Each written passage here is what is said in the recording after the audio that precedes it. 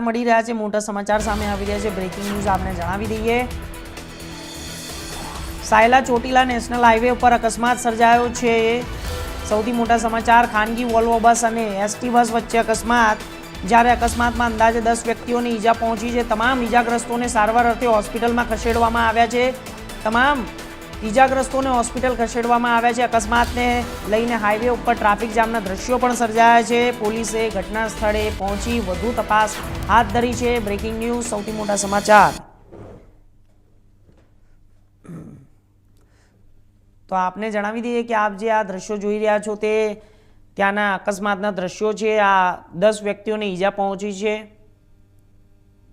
અને અકસ્માતની અંદર 10 વ્યક્તિઓને ઈજા પહોંચતા તેમને સારવાર અર્થે હોસ્પિટલ લઈ જવામાં આવ્યા છે।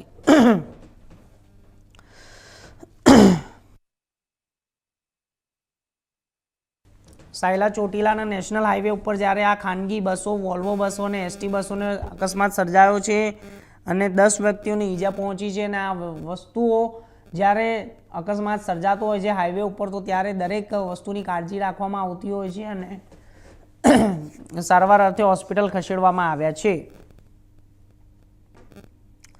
તો ખાનગી વોલ્વો બસ છે અને તેને એસટી બસ વચ્ચે અકસ્માત થયો હતો અને ખાનગી વોલ્વો અને એસટી બસ વચ્ચે અકસ્માત સર્જાતાની સાથે ગંભીર અકસ્માત સર્જાયો છે। 10 વ્યક્તિઓને ઈજા પહોંચી છે। તો આ વિષય ઉપર અમારા સંવાદદાતા મયુર સંધી જોડાઈ ગયા છે। મયુર, શું અત્યારે હાલ પરિસ્થિતિ સર્જાઈ છે? અકસ્માત કેવી રીતે સર્જાયો? ખાનગી બસ અને વોલ્વો બસ વચ્ચે ગંભીર અકસ્માત સર્જાયો છે, માહિતી શું સામે આવી રહી છે? આપને હું જણાવી દઉં કે જે નેશનલ હાઈવે જે 8 આવેલો છે અમદાવાદ રાજકોટની વચ્ચે, જે સહેલા ગામની થોડેક દૂર જ્યાં ગંભીર અકસ્માત બનાવવામાં આવ્યો છે, પણ ઘણા ત્યારે સામસામે વાહનો અથડાતા હોય એવી રીતે બનાવ્યું।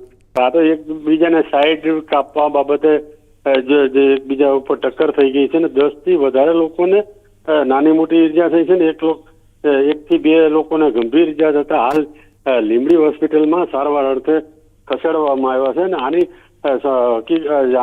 પોલીસને જાણ થતા પોલીસ ઘટના સ્થળે જઈ અને વધુ તપાસ ચલાવી રહી। જી, તો અત્યારે હાલ 10 થી વધુ લોકોની આગળ પણ કોઈ કાર્યવાહી કરવામાં આવી છે કે 10 થી વધુનો કોઈ આંકડો સામે આવ્યો છે મોતનો? ના, ઈજાઓ પામેલી છે। કોઈ હાલ તારે કોઈ આપણે કહી શકાય કે કોઈ એવી ગંભીર ઈજા કે કોઈ ડેથ થાય એવી કોઈ હાલ સૂત્રો પાસેથી જાણવા મળેલું નથી। જી, ચોક્કસથી મયુર, આપનો ખૂબ ખૂબ આભાર માહિતી આપવા માટે।